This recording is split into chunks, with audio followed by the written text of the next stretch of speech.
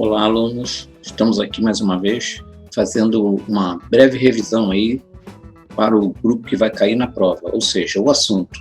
Estamos aqui com o tema quinidários ou selenterados. Vejam nas imagens que nós temos aqui já alguns representantes. Vamos para as características gerais. Exclusivamente esses animais estão no ambiente aquático. Existe uma espécie de hidra, que é um representante desse grupo, que vive em água doce. A maioria deles tem vida fixa e outros indivíduos têm vida livre, quer dizer, uns ficam especificamente parados e outros conseguem se locomover. Os que ficam parados estão na forma de pólipo e os que ficam na característica de natante é a forma medusoide. Uma grande parte deles vivem agrupados ou em forma de colônias, e um pequeno grupo deles vivem isolados. Existe uma grande variedade de formas e tamanhos variados, inclusive de cores também. Aqui nós temos uma imagem da barreira de coral que fica na Austrália.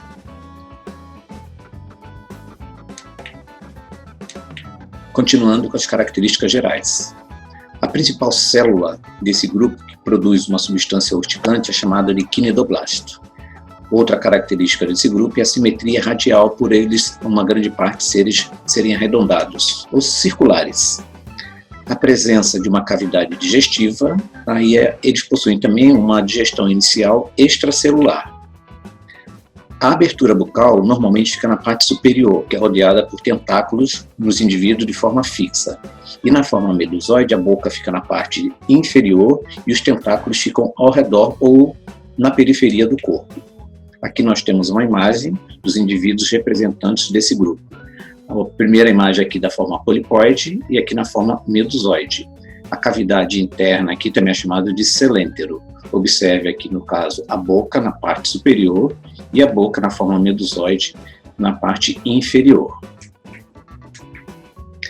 As células especializadas.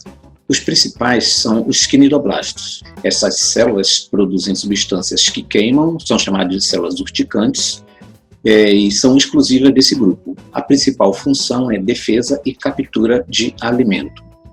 Existem algumas células glandulares internas que produzem enzimas digestivas, que vão atacar as substâncias que ficam na cavidade interior, que também é chamada de seléntero. Os tentáculos, quando capturam as presas, terminam fazendo também uma certa digestão extracelular, amolecendo, digamos assim, Existe uma célula sensorial que auxilia na movimentação desses organismos aí, onde eles estão, principalmente no ambiente aquático. Aqui nós temos uma imagem de uma água-viva com seus tentáculos. Aqui nós temos já o indivíduo polipoide, mostrando aqui as camadas da pele. A gastroderme, com função digestiva, a mesogleia, parte interna, que fica entre essas duas partes do corpo, a epiderme e a gastroderme. E na epiderme nós vamos ter a célula sensorial e o quinidócito, que são esses indivíduos representantes que estão aqui embaixo, que a gente pode ver que possui um quinidocílio aqui, que quando estimulado por alguém ou um toque, se abre e dispara esse filamento urticante. Em algumas espécies possui um líquido também, que em contato com a pele causa alguns tipos de ardência ou queimadura. Possui um sistema esquelético rudimentar, nas formas fixas, e um exoesqueleto calcário ou quitinoso. Esse material está presente no ambiente onde eles estão. Sistema digestório incompleto, porque não possui ânus. Os resíduos alimentares são excretados pela própria boca e tem a digestão extra e intracelular, como nós já comentamos. O sistema nervoso é difuso, ou seja, existe uma rede nervosa que se espalha por todo o corpo. Em algumas espécies, contém alguns tipos de células que auxiliam aí nos movimentos, principalmente nas águas-vivas, para o movimento de locomoção. Existem 3 grupos específicos nesse filo: o grupo dos hidrozoários, que possui as formas polipoide e medusoide. Existe o ciclo reprodutivo com alternância de gerações ou apenas uma das formas, nós já vamos falar da reprodução. Nós temos como exemplo a hidra, que é um pólipo isolado de água doce, e a Eubélia, que no caso aqui pertence ao grupo Hydrozoa, que é a caravela portuguesa, o nome científico Physalia. Normalmente, a caravela forma uma colônia por causa dos tentáculos, que são bastante numerosos, com várias funções. Aqui nós temos uma forma de pólipo, mostrando aqui os tentáculos. Esse indivíduo vai se desprender daqui de cima. Observe que os indivíduos também podem ter um tipo de reprodução que nós vamos falar já já. Podemos ter indivíduos de forma dioica, ou seja, hermafrodita, que vão produzir os dois tipos de células sexuais. A fecundação, que pode ser externa, ou então, enfim, de outra medusa. Ocorre a liberação do espermatozoide, que fecunda o ovo. Esse ovo se transforma numa larva ciliada, que se fixa e vai sofrendo metamorfose, até chegar nessa forma como nós estamos vendo aqui, e desses indivíduos surge a forma medusoide. Nos cifozoários, representados especificamente pelas águas-vivas, a maioria sempre representantes marinhos, e pela forma medusoide. Nós temos aqui um indivíduo macho, já falando da reprodução, e um indivíduo fêmea.